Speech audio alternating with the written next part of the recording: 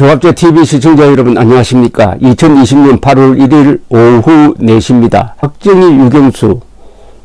박정희로서는 첫 결혼에 실패를 하고 이혼을 하고, 두 번째 만난 이혈란 씨는 박정희가 가장 어려울 때 만났습니다. 박정희가 말하자면은 뭡니까, 이거 숙군 수사에 걸려가지고 남로당 세포로서 구속이 되어서 고문을 받고 사형 구형에 징역 10년 선고에 겨우 좋은 백선엽 장군을 만나서 형 집행 면제가 되어서 군복을 벗었던 그 어려운 시기에 이혈란 씨를 만났는데, 이혈란 씨는 너무나 성격이 강인하고 섬세하고, 그래서 박정희는 이혈란 씨를 여자로서 더 좋아하고, 그러나 결국 이혈란 씨가 1950년 2월 6일에 가출하는 것으로 어떻게 보면 비극적으로 끝나고 말았습니다.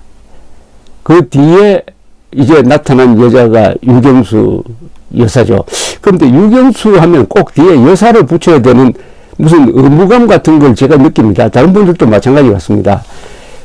박정희 하면 대통령이 저절로 붙는데, 그것은 워낙 오랫동안 우리가 18년 동안 대통령 또는 국가재건최고회의 의장이었으니까 그런 것도 있지만은, 역시 박정희, 유경수 여사에 대한 국민들의 일반적 존경심 때문에 박정희 대통령, 유경수 여사 이렇게 부르지 않으면 마치 불경한 것으로 보이기도 하는데, 사실은 돌아가신 분이고 이건 역사적 인물이 되었으니까 대통령 여사 떼고 불러야 정확하다고 생각합니다. 그런데 하여튼 유경수 반드시 여사가 붙어야 된다. 국민들 마음속에 심어놓은 유경수의 이미지가 워낙 좋다는 것이고, 그 때문에 그 뒤에 퍼스트 레디가 항상 유경수 여사와 비교가 됩니다. 이게 아주 불리한 점이죠. 유경수 여사는 그 용모나 말이나 그분의 행동이 아주 절제되고, 어떻게 보면 참 균형이 잡히고, 그리고 깔끔하고 또 약점 잡히지 않는 이런 성격의 유경수 여사, 그것도 그 역할을 한 10여 년, 14년 정도 했으니까 다른 5년짜리 퍼스트 레디로서는 좀 억울한 면도 있을 것이라고 생각합니다. 자, 그러면 이제 유교를 계기로 해가지고 박정희가 다시 군인으로 복직을 합니다. 장교로 복직을 합니다. 그것도 말씀드리지만은 박정희를 대통령으로 만든 사람은 김일성의 남친이었습니다. 그래서 다시 소련으로 복직을 하고 1950년 여름, 결정적인 순간이죠. 우리 국군이 저 낙동강 전선까지 밀려가지고 백선엽 장군이 지휘하는 1사단이 다부동 전투에서 혈전을 벌이고 있던 그 무렵, 박정희 소령은 육군본부의 전투정복과장이라는 아주 요직에 있었습니다. 전투정복과장으로 근무를 하고 있었는데, 그때는 대구와 부산, 육군본부가 대구로 갔다가 나중에 대구 또 부산으로 갑니다. 이때 한 분이 박정희 소령을 찾아왔습니다. 그분 누구냐 하면 대구 사범의 한 해 후배인 송재천이었습니다. 송재천 씨는 고향이 유여사와 같은 충북 옥천인데, 옥천 농업고등학교에서 교사로 재직 중에 있었어요. 그런데 이분이 교사로 재직을 해가지고 군사교육을 받고 한 경력 때문에 전쟁이 터지니까 군인으로 들어갔습니다. 군인으로 들어가서 어디에 근무를 할까? 선배인 박정희 소령을 찾아갔더니 아이고 잘됐다 하면서 반갑게 맞아주면서 전투정보과에 포로 신문관이 여러 사람 있었는데 포로 신문관으로 일하도록 이렇게 이야기를 해 주었습니다. 그래서 송재천 씨가 유경수 여사와 다리를 놓게 되는데, 송재천 씨의 외가 쪽 동성뻘 되는 사람이 바로 유경수 여사였습니다. 유경수 여사. 근데 유경수 여사는 그 집안이 옥천의 아주 부자입니다. 그 육종관이라는 사람에 대해서는 나중에 다시 이야기를 드리겠습니다.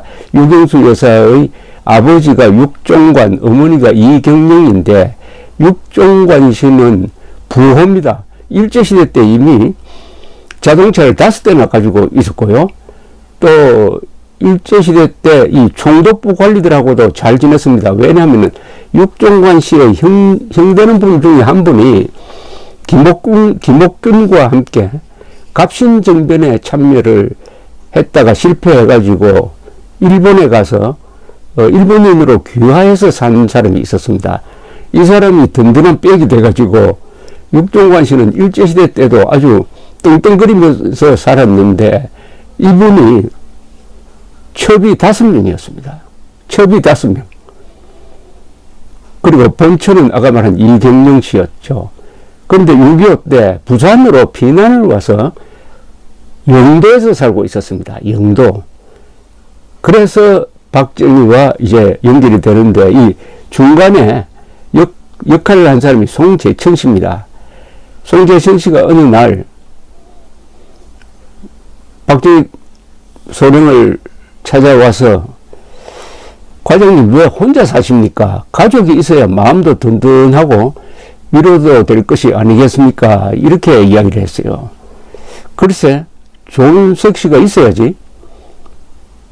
송소기는 유경수 여사가 바로 생각났다는 겁니다. 그래서 당시에 26살입니다. 제가 보기엔 만점인데 과장님이 보시면은 만점이 될지 0점이 될지 모르겠습니다. 이렇게 하니까 박정희 소령이 그저 그런 색시가 있느냐고 하는 정도고 별로 관심이 있는지 없는지 박정희 대통령은 항상 의사표현이 좀 소극적입니다. 며칠 뒤에 송소령이 다시 또 유경수 여사, 유경수 이야기를 꺼냈습니다. 박정희 대답이 그럼 한번 만나 보기나 할까? 였습니다. 그래서 송재천 소위는 영도에 살고 있던 그리고 새빵을 빌어서 피난살이를 하고 있었습니다. 이모뻘 되는 이경영 여사를 찾아갔어요. 이모님, 마땅한 자리가 있는데 영수 누이 출가 안 시키겠어요? 라고 물었습니다. 그래서 어떤 사람인데? 제가 모시는 상관입니다. 인품이 그만입니다. 성씨는 고령 박씨입니다. 이경영 여사가 이렇게 물었다고 합니다. 그렇게 좋은 사람인가? 청렴하고 강직하면서도 인정이 넘치는 분입니다. 이 이경영 여사는 이 박정희 대통령을 좋아하게 되고 육종관 씨는 싫어하게 되는데 이경영 씨가 마음에 들었어요. 여기서부터 이제 일이 잘 되기 시작합니다. 장모될 사람이 마음에 들면은 장인이 싫어하더라도 그것을 돌파할 수 있는 힘이 생기는 거죠. 문제는 제일 중요한 게 유경수 여사의 뜻이겠죠. 그래서 부산에서 한 번 만납니다. 부산에서 아마 1950년 8월 하순으로 추정됩니다. 이 선을 보러 갈 때의 유경수 여사의 이야기가 있습니다. 저는 이 이야기를 상당히 감동적으로 소개를 하곤 하는데 제가 쓴 박정희 전기를 읽어보고 이 대목을 기억하는 분들이 많습니다. 어떤 일본인 기자가 제가 지금부터 말씀드리려고 하는 이 대목을 읽고 나서 감동을 받았다면서 요거 이 책을 일본어로 번역했으면 좋겠다고 말하는 분도 있습니다. 그래서 한 권이 그때는 박정희 전기 13권 나오기 전인데 한 권이 나온 적이 일본에서 번역돼서 나온 적이 있습니다. 자, 영도에 가서 이제 미래의 장인 장모가 될 사람을 만나기 위해서 들어가는데 방문 앞에서 박정희 소령은 군화의 끈을 풀고 있었습니다. 그 모습을 숨어서 바라본 사람이 바로 유경수였습니다. 유경수는 나중에 그 기억을 박목월 시인에게 이렇게 순회했습니다. 말씀 보던 날 군화를 벗고 계시는 뒷모습이 말할 수 없이 든든했습니다. 사람은 얼굴로는 남을 속일 수 있지만 뒷모습은 남을 속일 수 없는 법이에요. 얼굴보다 뒷모습이 정직하거든요. 이게 박목월 씨가 쓴 유경수 여사 전기에 나오는 글입니다. 한번 다시 읽겠습니다. 맞선 보던 날 군화를 벗고 계시는 뒷모습이 말할 수 없이 든든했습니다. 사람은 얼굴로는 남을 속일 수 있지만 뒷모습은 남을 속일 수 없는 법이에요. 얼굴보다 뒷모습이 정직하거든요. 얼굴보다 뒷모습이 정직하다. 참 멋진 말입니다. 뒷모습은 속일 수 없다. 우리의 사람의 뒷모습이 뭐냐? 앞모습, 옆모습, 얼굴은 참 많이 가꾸는데 뒷모습을 이렇게 눈여겨보는 사람이 있었다는 이야기입니다. 며칠 전에 조갑제 TV에 육성 녹음 자료를 올린 게 있습니다. 1960년대 말에 유경수 여사가 외국어 대학교를 찾아서 학생들에게 강연을 하고 학생들의 질문을 받아서 인물 입답하는 장면이 나오는데 그 녹음 테이프를 들어보시면은 평소 생각하는 이미지의 유경수 여사하고 조금 다를 겁니다. 충청도 아줌마 같은 수더분한 이야기를 합니다.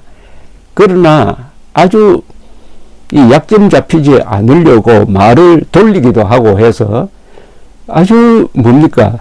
영리한 분이라는 인상은 받는데 거기서 또 한 번 남편 박정희 대통령에 대해서 이야기하는 대목에 이런 게 있었습니다.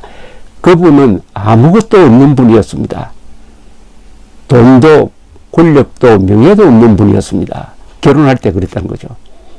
아무것도 없는 분이었습니다. 사실은 1950년의 박정희는 아무것도 없는 사람이었습니다. 그래서 박정희는 이제 들어가서 육종관, 이경영 두 분 앞에 앉았습니다. 유경수는 찻잔을 나른 뒤 부모 옆에 단정히 앉았다고 합니다. 그때 옷차림은 검정 치마에 흰 저고리를 받쳐 입고 있었습니다. 얼마 후 인사를 드리고 박정희는 자리를 떴습니다. 자기 방으로 돌아온 언니에게 동생 육예수 씨가 있었습니다. 육예수 씨가 같이 살고 있었습니다. 육예수 씨가 언니 어때요? 라고 물었습니다. 유경수는 달아오른 볼을 사 안으며 생글거리기만 했다고 합니다. 육예수 씨의 증언입니다. 표정은 밝았다고 합니다.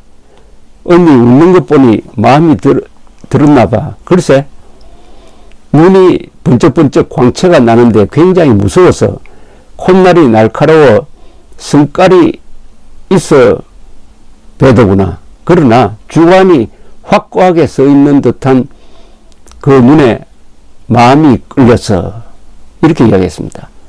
이날 밤 이제 일종의 중매를 한 송재천 씨가 유경수를 찾아가서 박소령에 대한 인상을 물었다고 합니다. 유경수는 미래의 남편에 대해서 이렇게 설명을 했답니다. 사람은 체격도 작고 볼품이 없지만 마음이 아주 단단한 것 같고 돌아서는 뒷모습이 아주 좋던데요.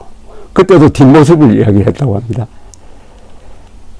그런데 박정희 대통령은 이분이 부끄러움을 좀 타는 분입니다. 제가 박정희를 평할 때 소심담대하다고 합니다. 소심하면서도 간이 크다는 뜻입니다. 그래서 그날 이 선을 보러 갈 때 아주 떨렸던 모양이죠. 그래서 소주를 몇 잔 마시고 갔다는 게 당시 전투정보과의 부하로서 근무했던 한무역대위의 증언입니다. 송재천 씨가 이제 박정희 소령을 찾아갔습니다. 맛은 본 소감을 물었는데 싫다는 내색도 좋다는 표현도 하지 않고 얼버무렸다고 합니다. 그런데 박정희는 만만한 사이인 김재춘 소령에게는 이런 말을 털어놓더랍니다. 뭐 키가 나보다 큰 것 같고 보기는 봤는데 다시 만나봐야지 뭐 이런 식으로 좀 결정을 미루는 듯한 이야기를 하고 있었다는 게 후일담입니다. 자, 그런데 이때 박정희는 이제 바빴습니다. 왜냐하면은 박정희는 1950년 9월 15일 인천 상륙작전이 있은 중령으로 진급을 합니다. 당시에 만주군관학교 동기인 이한림은 중장으로서 부군단정이었고 육사 2기 동기생은 거의 다 대령으로 진급했는데 여러가지 사정, 특히 숙군수사로 재판을 받은 그 경력이 해가지고 중령밖에 되지 않았습니다. 일단 중령으로 진급한 다음에 9월 22일 날 부산에 있던 육군본부가 대구로 옮기게 됩니다. 이때 박정희는 육군본부를 대구로 옮기는 그 일의 책임자가 되었습니다. 정복을 입고 완전 무장을 하고 그 이동작전을 지휘하는 박정희의 모습이 아주 근사했다고 합니다. 후배 송재천 씨가 보기에는. 그런데 이때 유경수 여사는 박정희가 이혼한 경력이 있다는 이야기를 아마 어머니를 통해서 들었지 않을까 생각이 듭니다. 박정희가 바로 그런 이야기를 고백을 했는지는 이게 아마 고민이었을 겁니다. 그리고 육종관 씨는 우선 군인을 싫어한 사람이었어요. 이 사람이 군인이 싫은 데다가 또 이혼했다는 이야기를 들으면은 나이 차이는 1917년생이 박정희, 1925년생이 유경수 여사니까 8살 차이입니다. 결혼을 반대를 하기 시작했습니다. 명분은 군인에게 영수를 시집 보낼 수 없다. 그러나 이경영 씨가 유경수 여사 편을 들기 시작했습니다. 유경수는 이미 마음이 결정되었습니다. 이경영은 남편이 반대해도 유경수 여사 편을 듭니다. 이 집안에 이제 어떻게 보면 분란이 났습니다. 이미 영수도 마음속으로 결정한 것 같으니 성사시켜 줍시다. 이렇게 이경영 씨가 남편에게 이야기를 해요. 아마 육종관 씨는 깜짝 놀랐을 겁니다. 자기 말을 참 순종하는 부인이 어떻게 이렇게 나오느냐. 그러나 한편 또 이경영 씨 입장에서도 좀 남편에 대한 불복하고 싶은 마음이 있었지 않을까 생각이 드는 것은 남편이 소실을 5명이나 두었습니다. 소실을 5명이나 두었는데 이경영 여사는 쭉 참고 내색하지 않고 그 5명의 첩 소실을 잘 다루었다고 합니다. 근데 겉으로 잘 다루는 거지 어떻게 첩을 5명이나 준 남편에게 좋은 생각만 존경하는 마음만 생기겠습니까? 육종환 씨가 놀라지 마십시오. 5첩 사이에서 난 아이가 죽은 사람 빼고 생존자가 18명입니다. 18명. 무슨 세종대왕도 아니고 말이죠. 18명을 낳았는데 이런 집안을 꾸려가는 안살림을 책임진 이경영 여사의 고민은 어떠했을까요? 짐작이 가시죠. 그런데 이 유경수는 또 아버지의 가장 신임을 받는 사람이었어요. 나중에 따로 설명드리겠습니다만 이 육종관 씨는 부자인데 이 소실들을 그냥 놀려두지를 않았습니다. 소실들을 일을 시키고 해서 일종의 농장처럼 자기 집안을 운영을 했습니다. 그러니까 돈 관리가 필요한 거죠. 그 돈을 누가 관리하느냐 하면은 유경수 배화여고 출신인 또 한때 유경수 여사도 이 중학교에서 가사 담당 교사를 한 적이 있습니다. 1년 남짓. 그래서 꼼꼼한 유경수 여사가 집안 전체의 격리부장 역할을 했습니다. 그만큼 신임을 받는 딸도 아버지의 뜻과 달리 결혼하겠다고 하고, 이경영 여사도 결혼시켜주겠다고 하고, 이때부터 이 집안에 문제가 생깁니다. 자, 그러면은 어떻게 해야 되느냐? 그 다음 단계는 이제 약혼입니다. 약혼 하면은 이제 결혼으로 바로 직행하는 겁니다. 이 약혼을 어떤 식으로 하느냐에 대한 정언이 있습니다. 박정희, 유경수의 약혼은 어떤 식으로 이루어졌느냐? 대구에서 이루어졌습니다. 대구 동성로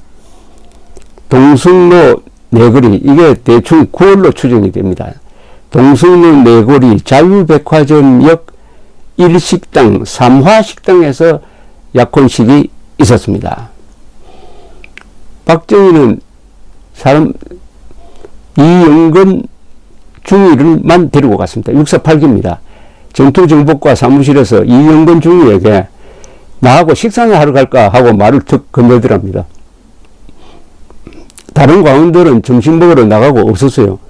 이영건은 영문도 모르고 지프에 올라탔습니다.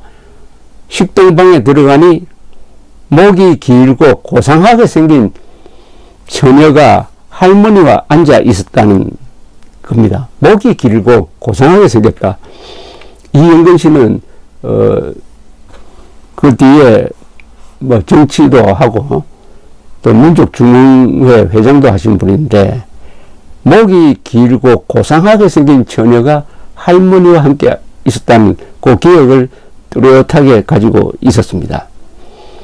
그 자리에는 연애를 한참 하고 있던 김종필 중위와 박정희의 조카 박영옥 씨도 박정희 편에서 참석을 했습니다. 식사하는 걸로 약혼식은 끝났습니다.